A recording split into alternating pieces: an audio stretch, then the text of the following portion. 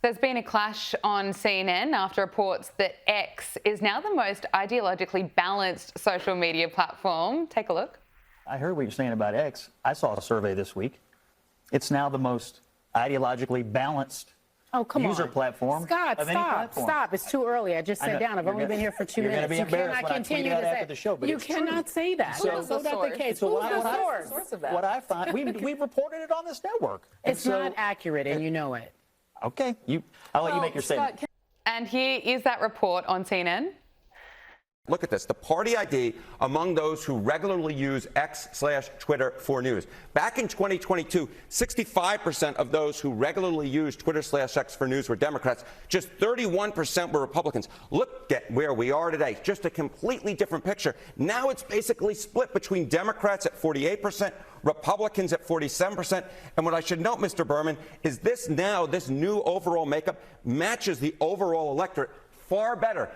Well, there you go. Look, it's interesting left-wing outlets like The Guardian are abandoning X, but it's a platform that's for free speech. Well, that's interesting because this is what we want. Isn't this what both sides wanted? And this is a classic case of when people don't hear something or they hear something they don't like, they straight away just say, no, it's not true, don't talk about it. No, let's talk about it.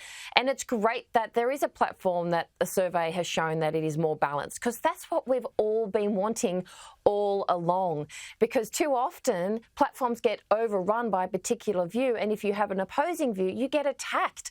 And that's bullying, and that's not being inclusive. And so I just find it interesting that now when people don't get their way or things aren't spoken, yes, it's changed, and it's great that it's changed. And if you don't like X, you have every right to get off it and go to a different platform or not be on social media at all. Absolutely. And I think, it serves a purpose. And if people want to get outside the echo chamber, if they were so shocked that Donald Trump won the election, maybe they should go on X and follow a few different people with different views.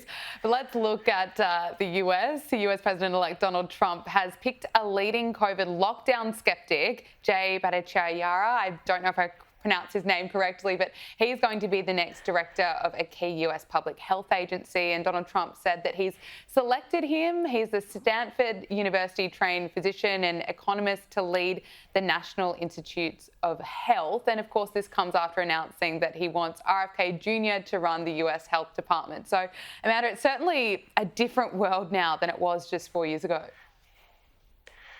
It is. I mean, this is a massive shift that's happening in the US, and I think shifts are needed, especially when the community have actually been crying out for this. I'm always cynical by nature, so I'm the let's see how things go type of attitude. I don't like to be too excited about appointments until I see the actions that they take and whether they are in line of what is right for the people.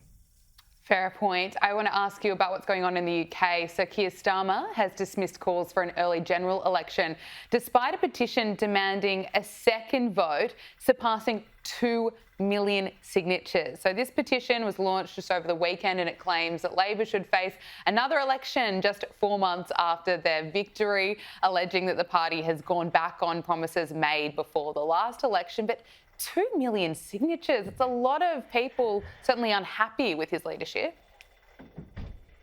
Yes, and it's like buyer beware, right? And this is why I always say, before you vote for someone, don't vote for them because you despise the current sitting Prime Minister or politician that's currently there, or president, right?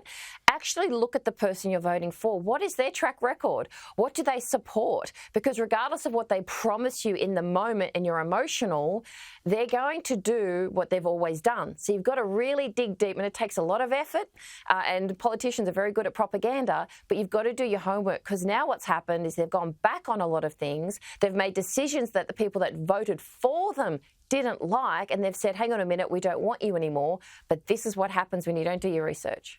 Amanda Rose, Small Business Women Australia CEO, thank you so much for joining us on Power Hour. Thank you.